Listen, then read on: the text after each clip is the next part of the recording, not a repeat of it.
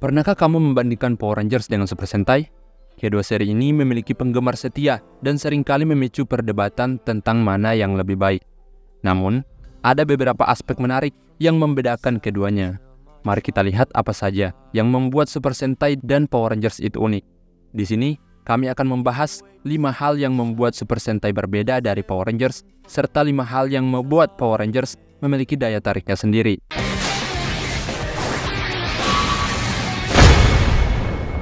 Super Sentai cenderung menjadi seri yang bermain dalam jangka waktu yang lebih panjang. Karakter-karakter biasanya mengalami perubahan dari awal hingga akhir seri. Perubahan ini terjadi karena dalam Super Sentai, karakter-karakter tersebut tumbuh dan berkembang dari episode ke episode. Yang menarik, perkembangan karakter ini tidak sembarangan dan tetap relevan dalam episode berikutnya. Setiap karakter benar-benar mengalami perubahan yang signifikan.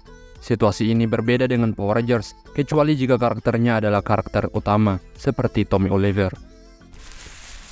Kalau bicara soal pertarungan tanpa kostum, Power Rangers benar-benar unggul daripada Super Sentai. Mungkin hal ini terjadi karena Power Rangers seringkali menghadapi keterbatasan anggaran. Jadi, mereka harus mencari cara agar tetap memukau penonton tanpa hanya mengandalkan rekaman atau klip dari Super Sentai. Terlepas dari pendapat apapun, adegan pertarungan dalam beberapa seri Power Rangers seperti Jungle Fury benar-benar spektakuler dan banyak yang jauh lebih menarik dibandingkan versi Super Sentai-nya. Tapi tentu saja, bukan berarti Super Sentai tidak memiliki beberapa pertarungan tanpa kostum yang tidak kalah seru. Sulit rasanya untuk menemukan lagu Power Rangers yang bisa mengalahkan lagu Super Sentai-nya. Lagu-lagu pengiring Super Sentai memang sangat mengesankan. Kalau belum yakin, coba dengarkan soundtrack dari Time Fire dalam seri Mirai Sentai Time Ranger. Di sisi lain, Power Rangers seringkali hanya memiliki lagu pengiring yang berupa kumpulan lagu rock yang kurang memukau. Meskipun lagu-lagu tersebut bisa menjadi favorit bagi beberapa orang, tetap saja tidak sebanding dengan lagu-lagu Super Sentai. Namun, baik Super Sentai maupun Power Rangers memiliki background musik yang cenderung kurang mencolok. Power Rangers tidak hanya mengandalkan klip atau footage dari Super Sentai seperti yang banyak orang kira. Seri ini secara terus-menerus memperkenalkan elemen-elemen baru ke dalam cerita mereka. Hal ini membuat dimensi baru dalam seri yang sebelumnya hanya mengadaptasi klip per klip dari Super Sentai untuk versi Amerika dan juga memperkenalkan mainan baru kepada pasar yang dituju. Salah satu contoh yang paling terkenal adalah peningkatan Battleizer Red Ranger. Seperti yang sudah kami sebutkan sebelumnya, tambahan-tambahan keren ini benar-benar orisinal dan bukan peninggalan dari Super Sentai. Super Sentai memiliki narasi atau alur cerita yang jauh lebih baik daripada Power Rangers. Terkadang, ceritanya begitu kuat sehingga kita lupa bahwa itu adalah tayangan yang ditujukan untuk anak-anak. Ini berarti penonton bisa benar-benar menikmati tayangan berkualitas tanpa merasa seolah sedang menonton iklan mainan anak-anak. Ini adalah sesuatu yang seringkali menjadi masalah dalam banyak seri Power Rangers, sementara hampir setiap musim Super Sentai mampu mengatasinya. Namun, bukan berarti Super Sentai tanpa celah. Hal ini bukanlah salah Super Sentai, karena Super Sentai adalah tayangan sepenuhnya dari Jepang yang ditujukan untuk penonton Jepang juga. Power Rangers sebagai tayangan buatan barat memiliki audiens yang lebih beragam dan selalu berusaha untuk memiliki pemeran yang berasal dari beragam latar belakang di setiap seri mereka. Ini merupakan salah satu hal yang banyak disukai dalam tayangan ini. Walaupun di musim pertama mereka menghadapi tantangan dalam pemilihan karakter berdasarkan ras dan beberapa stereotip tertentu. Power Rangers selalu berkomitmen untuk menjadi tayangan yang inklusif dari segi keragaman ras dan budaya. Dalam banyak seri Power Rangers, timnya seringkali terasa seperti sekadar kelompok orang yang dipilih secara acak dan dipaksa untuk bekerja sama. Walaupun situasinya mungkin seperti itu pada awal cerita, seharusnya ada perkembangan hubungan di antara mereka setelah bekerja bersama begitu lama. Namun kenyataannya, hal tersebut tidak selalu terjadi. Namun, di Super Sentai, hal ini berjalan jauh lebih baik.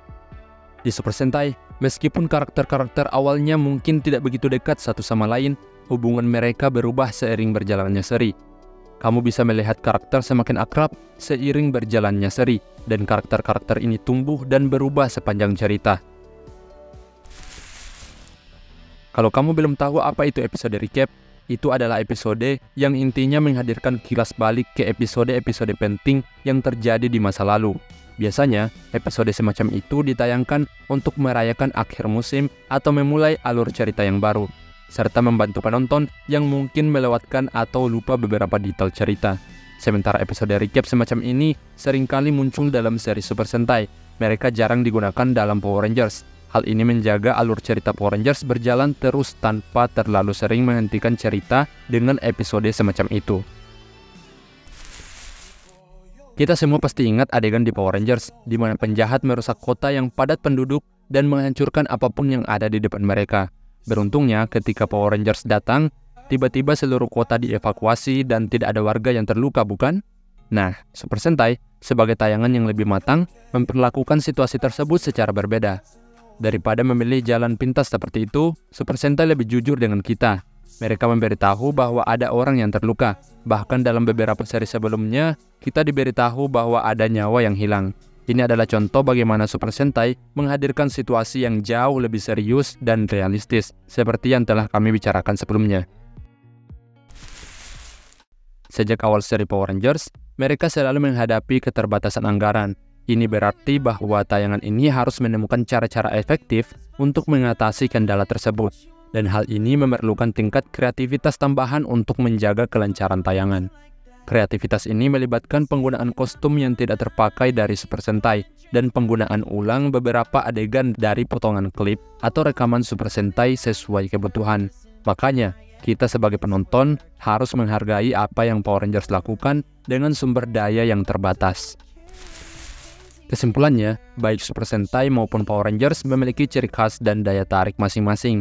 Pilihan terbaik tergantung pada preferensi pribadi kamu sebagai penggemar tokusatsu. Jika kamu lebih suka alur cerita yang lebih matang dan juga berani dalam mengeksplorasi isu-isu serius, maka Super Sentai mungkin menjadi pilihan kamu. Namun, jika kamu lebih menikmati kreativitas dan campuran budaya dalam tayangan kamu, Power Rangers adalah pilihan yang tepat. Terlepas dari perbedaannya, keduanya tetap menghibur dan telah memiliki tempat khusus di hati para penggemar di seluruh dunia. Terima kasih telah menonton dan sampai jumpa di konten selanjutnya. Bye!